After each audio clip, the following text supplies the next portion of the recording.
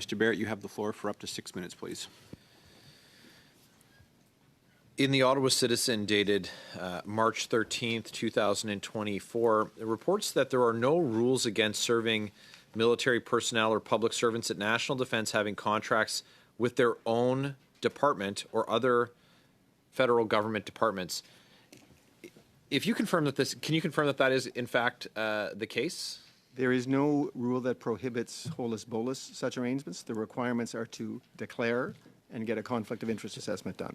Sir, do you think that that avoids the appearance of a conflict of interest for members of the public who, when they see a situation like the one that we're talking about with Mr. Yeo, give rise to tremendous concerns about Canadians who are very worried about scarce tax dollars being given to individuals who are double dipping, both as members of the bureaucracy, but also who are working in these one and two man shops, taking 30% commissions and doing no actual work on projects?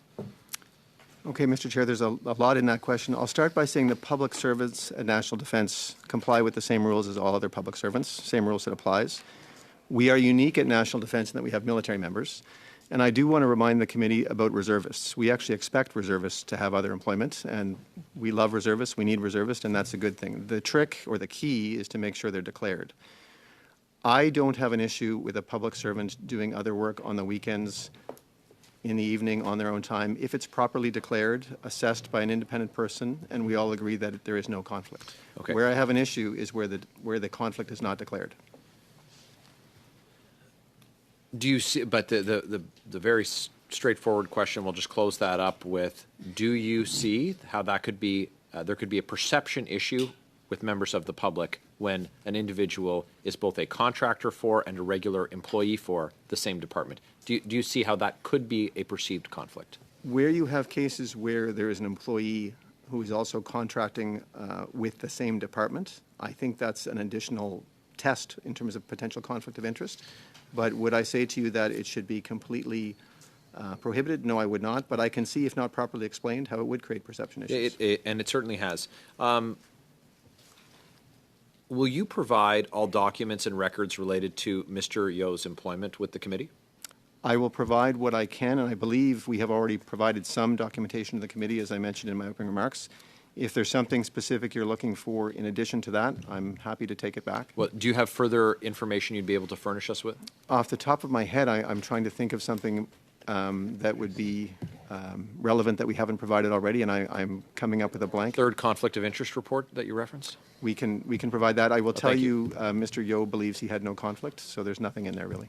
Okay. But if that's of interest, I'm happy to provide it. Well, it is of interest. What was his security clearance for his role? His security clearance, both as a contractor and as an employee, was top secret. And what was the description you provided for his job? The description of his job. How much time do we have, Mr. Chair? This is a little. If you could give me about 15 seconds. He basically was a specialist in bridging information flow between networks of different security classification to make sure the information could flow seamlessly without compromising the security of the higher network. I'm happy to elaborate on that later on if we have more time. So he resigned before he could be interviewed on this conflict of interest. That was what you said in your opening statement? That is correct, Mr. Chair. What was the nature of that interview going to be? What was that going to look like? The nature, we were heading down a process to, in all likelihood, terminate his employment. He was still under probation. Obviously, before doing that, we wanted to give the employee a chance to tell his side of the story. He elected to resign before that happened. What's the salary range for someone at Mr. Yeo's position? He's an IT3, and the salary range, Mr. Chair, for that position is roughly $88,000 to $100,000 per year. Did D&D make a public statement saying that Mr. Yeo was not in a conflict of interest? No such statement was made, Mr. Chair. So are you familiar that he made a statement at this committee that he had read in the newspaper a statement from your department that there was no conflict of interest? Are you familiar that he said that? I am familiar with that he said that, Mr. Chair. I am not sure what he's referring to. But so it's not true? It is not true. And it couldn't be true, of course, because Mr. Yeo is in a conflict of interest. That was your finding. As mentioned earlier, conflict of interest, real appearance perceived. I guess we could debate whether he's in a real conflict of interest. He's certainly in an appearance of conflict of interest Sure and is. potentially real. So Mr. Yeo claims he has a protected B document that says there's no conflict of interest. So we have to assume that that came from your department. Do you know what that document is? Mr. Chair, we have no idea what he is referring to. Who at D&D would be responsible for hiring Mr. Yeo, and is it a failure of that hiring process that this conflict of interest wasn't detected? The question, in my limited time, is he indicated, Mr. Yeo indicated that he believed that this was very widespread, what he was doing, and you would have heard that in his testimony. So is there a gap in the system here? Is this a failure of the hiring process, and do you believe it's widespread?